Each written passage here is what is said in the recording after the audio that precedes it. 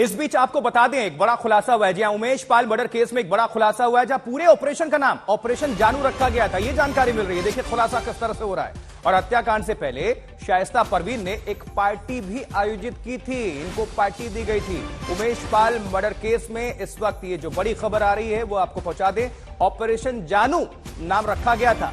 उमेश पाल हत्याकांड को जिस तरह से अंजाम दिया गया, उसके पहले किस तरह से लगातार जो खुलासे हो रहे हैं उससे जुड़ी हुई उमेश पाल हत्याकांड में एक बड़ा खुलासा, जहां पूरे ऑपरेशन का नाम ऑपरेशन जानू रखा गया था, यह खुलासा हुआ है। और इसके पहले यह भी जानकारी मिल रही है कि अतीक अहमद की पत्नी शाइस्ता परवीन ने बाकायदा एक पार्टी आयोजित की थी।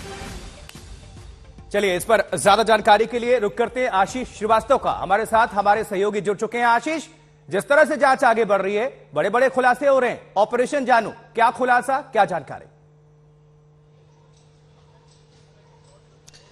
देखिए, जिस तरीके से ये ऑपरेशन लगातार आगे बढ़ रहा है, लगातार पुलिस इन्वेस्टिगेशन कर रही है, उसमें कई अहम बातें निकलकर सामने आ रही हैं। क्योंकि कई ऐसे लोग हैं जो पुलिस के हिरासत में भी हैं, गिरफ्तार भी हैं और पुलिस सर्च भी कर रही है। अब एक नया खुलासा ये हुआ है कि जब उमेश पाल की हत्या होनी थी, उससे पहले चूंकि उमेश पाल का नाम बहुत ज्यादा फेमस था और उसको फोन पर बात कर पाना काफी मुश्किल हो रहा था। इस वजह से इस पूरे ऑपरेशन को अंजाम देने के लिए उसका नाम रखा गया जानू, यानी कि ऑपरेशन जानू नाम रखा गया उसका। और जिसकी वजह से जब वो लोग बात करते थे आपस में तो इसी कोड वर्ड का प्रयोग करते थे। और ये माना जाता रहा कि उमेश पाल, चूंकि जब जो वकील थे, यानी कि जो सदाकत जो अतीक अहमद के साथ थे, उनको भी जब तस्वीर उन्होंने जब असद को भेजी थी, तब भी उसमें कहीं ना कहीं जानू कहकर बात की थी। तो ये कहा जा रहा है साफ तौर से कि इस ऑपरेशन को पूरा अंजाम देने के लिए शाइस्ता परवीन, जो इसकी मेन सरगना थी, उसको इस बात का पूरा मालूम था। और ये मालूम था कि ऑपरेशन बहुत बड़ा है और ये हत्याकांड के बाद पूरी पुलिस फोर्स पीछे लग जाएगी। ऐसे में इससे बचने के लिए